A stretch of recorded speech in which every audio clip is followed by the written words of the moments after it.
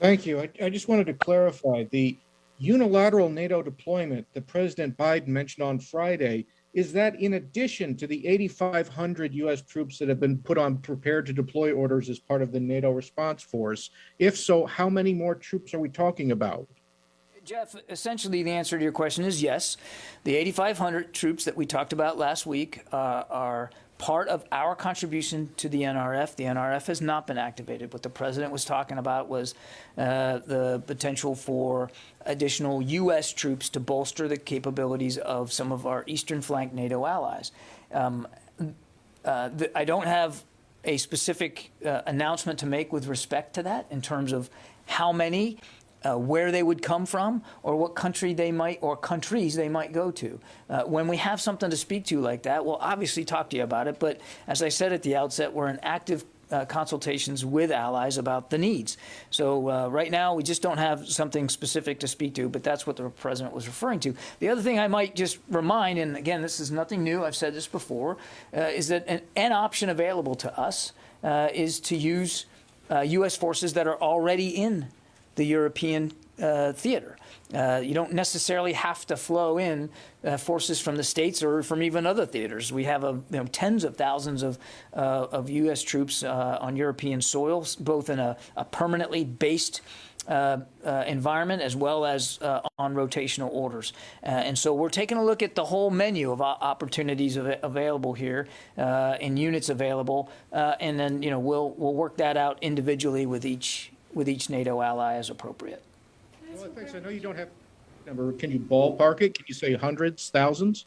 Yeah, Jeff, I'm just not going to be able to do that right now. I mean, I certainly understand the interest in that. What I would tell you is that as we have an arrangement to speak to, we'll speak to it, and we'll try to be as completely forthcoming as we can be on the details of it, just like we were last week on the prepare to deploy contingent. But it would be inappropriate for me, since we're in active discussions with allies, for me to ballpark it right now. Court? I thought that there was a small contingent, like a fraction of the 8,500 that would be part of the unilateral, but now it's is all 8,500 would be potentially. I mean, as I said back then, the vast majority of that 8,500 were for the NATO response But then force. there's some in addition to that now, according. There are some forces that are being put on heightened alert here in the United States that could be used in a more unilateral way, or a bilateral way is really the best way to put that.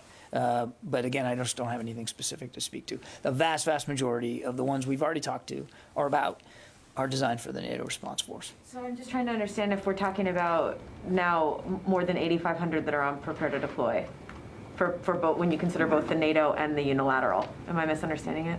I don't know. I think I'm misunderstanding it. There's 8,500. The vast majority would go to the NATO response force if it's activated. Yeah. There's a fraction of those, some portion of those that would potentially be used unilaterally. Potentially, yeah. But then there's an even additional beyond that who might be used unilaterally. Is that what? Yeah, but what I'm talking about, in answer to Jeff's question, is they could come from inside the European continent as it is, and General Walters can make decisions about whether to, put them on a heightened alert or not.